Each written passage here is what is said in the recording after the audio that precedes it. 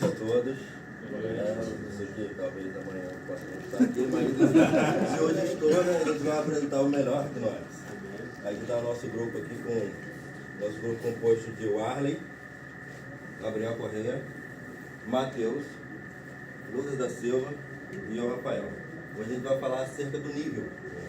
Vamos falar um pouco do nível, né? A gente vai listar os tópicos, cada um de nós vai participar, né, dentro de um tópico específico. E nesse momento a gente inicia. Os instrumentos de medição e controle são essenciais para monitorar, ajustar variáveis como temperatura, nível, vazão em processos industriais. Eles garantem que os parâmetros operacionais sejam dentro das faixas recomendadas, evitando falhas, desperdícios e aumentando a eficiência dos sistemas. Na indústria, a medição de nível é necessária não somente para verificar a quantidade de líquido, sólido ou massa armazenada nos tanques de forma estática, como também para observar, controlar o nível que circula pelo reservatório durante o processo de produção. Chamamos de nível a elevação da coluna líquida, mássica ou sólida de um reservatório. Medimos o nível na indústria não por meio de volume, e sim por meio de percentual. Essa é uma definição breve acerca de nível. Nesse momento eu passo, né, o próximo tópico, né, que é a caráter do Matheus, que vai dar um pouco da história acerca dos instrumentos que faz esse tipo de medição, né, em sua apresentação. Então, vamos falar um pouco da história do fabricante. A Siemens é uma empresa que... Falou três, não. Só tem garantia, falou três. Foi. Ela é uma empresa que é reconhecida no mundo inteiro como líder em tecnologia e também ela foi pioneira quando se fala em redes móveis e celulares, essas coisas. Ela começou, a história dela foi fundada em 1847 por duas pessoas, que é o Werner von Siemens e Johann Georg Walski. E eles criaram, primeiramente, foi a empresa que era chamada Telegrafen Baustadt von Siemens e Haus, em Berlim, que eles fabricavam telégrafos, sistemas ferroviários e isolamentos de fios. Expandiu construindo linhas telégrafas na Rússia e também na Indo-Europeia. Em 1879, o Werner desenvolveu o primeiro gerador elétrico. Ele foi um dos pioneiros, se não me engano, também na questão do descobrimento do dínamo também. E o primeiro bonde elétrico do mundo foram eles que produziram. Começou no Brasil em 1867, com a instalação de uma linha telégrafa entre Rio de Janeiro e Rio Grande do Sul. E durante a Segunda Guerra Mundial, ela começou operando fábricas alternativas. E em 1945, praticamente no período da guerra ali, ela perdeu 80% do valor dela de negócio e teve que começar a se reestruturando. A Siemens focou no desenvolvimento tecnológico, incluindo áreas médicas e recentemente na área de energia.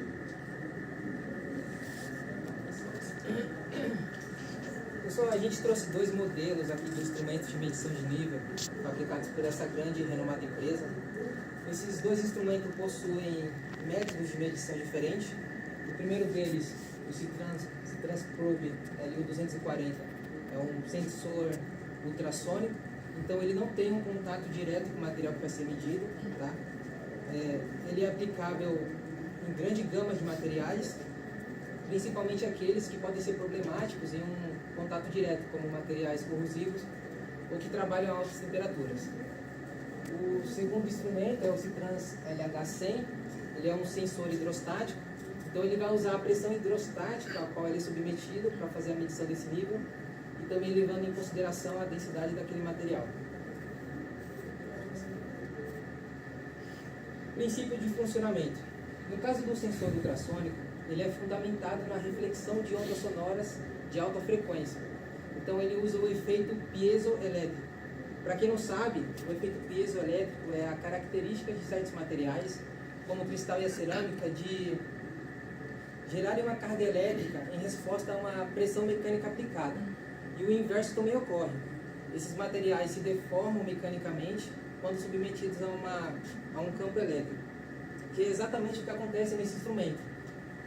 Então ele tem um transdutor que contém esses cristais piezoelétricos, e quando a corrente elétrica passa por esses cristais, eles vibram, convertendo energia elétrica em energia mecânica e gerando pulsos de sons inaudíveis ao ouvido humano.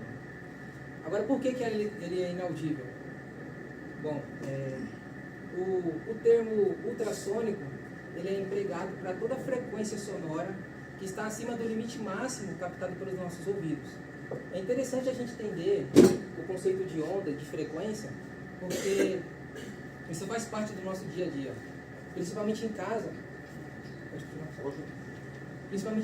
a gente é bombardeado por diversos tipos de ondas, não só ondas sonoras, mas ondas de rádio também, dos nossos equipamentos como televisão, roteador Wi-Fi, nos nossos celulares. Até a energia, né, no caso da corrente alternada, ela se comporta como uma onda. Se você colocar a direção e a intensidade da corrente em função do tempo, você vai ver um senoide muito parecido com esse daqui. Tá? Então esse instrumento ele trabalha a uma frequência de mais ou menos 57 kHz.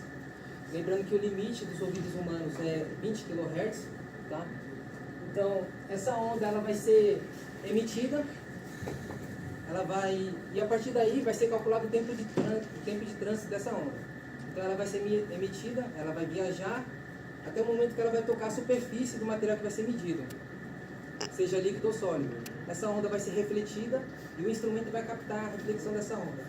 E aí nós temos uma informação importante, que é esse tempo de trânsito, que vai ser utilizado para calcular a distância percorrida por essa onda. Esse cálculo é feito por uma fórmula bem simples. Nós temos o D, que é a distância, vai ser igual à velocidade, no caso aqui é a velocidade do som, que é de 343 metros por segundo a 20 graus Celsius.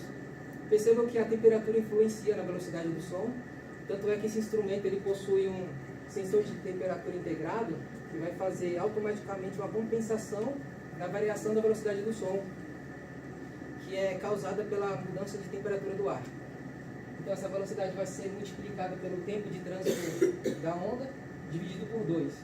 Esse 2 é só um fator de correção, porque o que interessa para a gente é o tempo de trânsito do som a partir do momento que ele é emitido e quando ele toca a superfície do material que vai ser medido. E ali vai estar a informação da ida e da volta do som. Bom, tendo essa conta feita, a gente vai ter a informação da distância do espaço não ocupado daquele material. E aí, esse valor vai ser subtraído no valor total, que seria o 100% daquele reservatório. E aí sim a gente vai ter o nível real daquele material.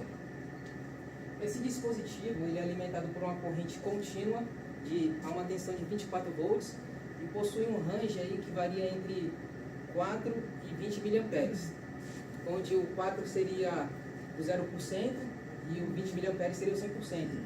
Então ele tem um span aí de 16 unidades de miliamperes que vai ser escalonado proporcionalmente durante todo esse comprimento do reservatório. Pessoal, 100% não necessariamente quer dizer que vai estar no topo do reservatório, até porque, principalmente se tratando desse instrumento, porque ele não pode estar coberto, nem tão pouco, o material pode estar muito próximo do canhão de ar dele, porque ele não vai conseguir fazer a leitura. Existe uma zona ali, que é chamada zona de bloqueio, ou zona morta, que esses instrumentos ultrassônicos não conseguem fazer a leitura. Porque se o material estiver muito próximo dali, o reflexo da onda sonora vai refletir quase que instantaneamente, e quando ele voltar, os cristais ainda vão estar vibrando. Então é meio que ele vai estar terminando de emitir o som quando vai estar recebendo a onda refletida. Então ele não vai conseguir fazer essa leitura. É isso. Bom, então eu vou falar um pouco do segundo dispositivo, né, segundo equipamento, que seria o Citrans LH100. Como ele tinha mencionado, o Citrans LH100 ele é um sensor para medir o líquido estático, dá para medir a pressão hidrostática que uma certa coluna de líquido ou de qualquer fluido exerce sobre esse equipamento. Diferente do modelo ultrassônico, o equipamento ultrassônico, ele sim entra em contato com a água. ou com fluido que seja, e por conta disso a gente consegue calcular o peso que essa coluna exerce sobre o equipamento. Ele se baseia muito na lei de Stevin. A lei de Stevin é uma propriedade, uma forma matemática muito simples, que eu vou explicar para vocês depois, mas nenhum tipo de dor de cabeça nem nada, é muito simples. E é com ela que a gente vai calcular. Como funciona ela? A pressão é igual a densidade desse fluido vezes a gravidade vezes a altura. A densidade é uma medida que a gente já conhece. Antes de a gente começar a efetuar o cálculo, a gente já sabe qual é a densidade daquele líquido que a gente está calculando. A gravidade é uma constante que não varia, ela, tipo assim, ela sempre é a mesma, que, para quem não sabe, é aproximadamente 10 metros por segundo ao quadrado. E a altura é a que mais varia, dependendo do tanque que a gente está calculando, da profundidade do mar, ou até mesmo de onde que a gente colocou esse equipamento. Pode ser na parte mais funda, na parte mais mediana, é aí que a gente vai calcular. De forma mecânica, de forma mais, por exemplo, falando internamente do equipamento, como funciona? Dentro dele possui uma membrana de cerâmica, e essa membrana de cerâmica, ela entra em contato com essa coluna. O peso que essa coluna exerce, ela acaba deformando essa membrana de cerâmica. E essa variação mecânica, ela é captada pelo equipamento, e ele converte essa variação mecânica em sinais. E esses sinais, que são depois convertidos em sinais industriais, são enviados para o painel de controle do operador, onde ele vai ter um feedback em tempo real de qual que é a pressão que está sendo exercida. Esqueci de ressaltar também, quanto maior a altura, maior vai ser essa pressão, porque como a altura é a única variável que mais vai alterar, é pela altura que a gente consegue saber. Por exemplo, quando a gente está no fundo do mar, é sempre a altura que a gente vai saber, a profundidade que a gente está, que a gente vai saber qual é a pressão que está sendo naquele momento. Então é basicamente a altura que vai digitar tudo. Outra coisa que vai ressaltar também, uma coisa que existe muito nesse modelo, em qualquer tipo de situação, é a pressão atmosférica. Só que a pressão atmosférica, a gente não quer calcular ela, a gente quer, de certa forma, desconsiderar ela. E esse equipamento possui um sistema que ele consegue fazer isso. Dentro de um cabo elétrico, ele possui um tubo de ventilação, e esse tubo de ventilação ele consegue meio que transportar essa pressão atmosférica para a parte traseira da membrana. E na parte traseira da membrana, a gente não consegue, ele não se foca em calcular aquela parte, ele só se foca em calcular a parte frontal da membrana. Então toda a variação mecânica que ocorre é apenas do peso da coluna. Por isso que a gente tem essa forma precisa de calcular qual é a pressão que está sendo exercida. E basicamente ele funciona assim. Pode passar. Agora eu vou falar sobre algumas especificações técnicas dos dois componentes que a gente escolheu, tanto do LH100 quanto do LU240. O LH100 ele transmite um valor de corrente elétrica proporcional no mínimo de 4 mA e o máximo de 20 mA, como a gente falou. E o LU240 também. Os dois têm HART, que possibilita configuração, diagnóstico e leitura dos dados dos instrumentos. E o LU240 ele possui Foundation Fiber, que significa que ele funciona de forma totalmente digital, e o Wireless HART, que significa que ele funciona com rede sem fio. O grau de proteção IP dos dois, do LH100 é o IP6768 e do LU240 é IP6667. O primeiro dígito, até 6, significa que ele está totalmente protegido contra poeira. E até 9 significa que ele está totalmente protegido contra a imersão temporária. Ou seja, os dois aí, eles estão de acordo. E aqui tem a imagem de exemplo dos dois. E ali no L240 a gente pode ver que ele funciona de forma digital, tem um painelzinho ali e funciona sem fio também.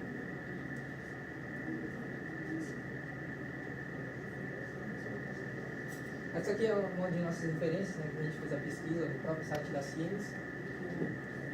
Essa foi a nossa apresentação.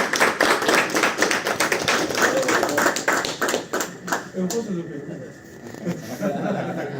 Não, tranquilo, não é faz, pode fazer.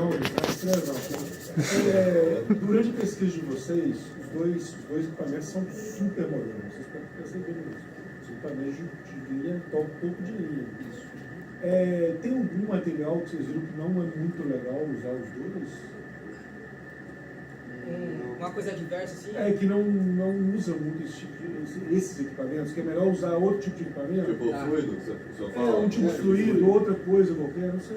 No caso do LH100, né, ele já é mais para, como ele mede pressão hidrostática, tem que ser mais para fluidos. Né? No caso do Citrans LU Probe LU240, ele não é indicado em ambientes muito barulhentos, porque como ele trabalha medindo a reflexão sonora, apesar dele ter um supressor de ruído integrado também para amenizar, ambientes muito barulhentos podem acabar influenciando aí na medição, ele não é recomendado. E também ele tem uma limitação em questão de altura, que foi até importante lembrar, eu tinha esquecido. Geralmente ele trabalha numa faixa ali de no máximo entre 8 a 10 metros de altura. Então se você quer medir algo que tem grandes proporções, porque você pode aumentar o raio ali, vamos supor, do tonel, né, se for o observatório seguinte, mas em questão de altura ele é bem limitado, porque o som ele acaba se distorcendo numa distância muito grande e o eco pode acabar interferindo ali. E o LH100, o mais problemático ali, eu acho que seria o comprimento do cabo dele. Geralmente ele é vendido a um comprimento entre 10 e 50 metros, podendo fazer pedidos especiais, né? Mas esse cabo, essencialmente, ele precisa sair pela superfície, porque ele usa uma ponta que mede a pressão atmosférica, né? Como referência, então ele precisa sair na superfície, né? Legal, vocês fizeram duas coisas legais. Dois tipos, medição de nível, na mesma empresa, com duas tecnologias completamente diferentes, uma compressão e outra ultrassom. No próprio site da Siemens tem vários equipamentos. Tem, Foi para escolher qual que tinha. Eu vou ficar brincando, né, de videogame. O site é mais limpo, o site é muito limpo. Parabéns, galera. Obrigado.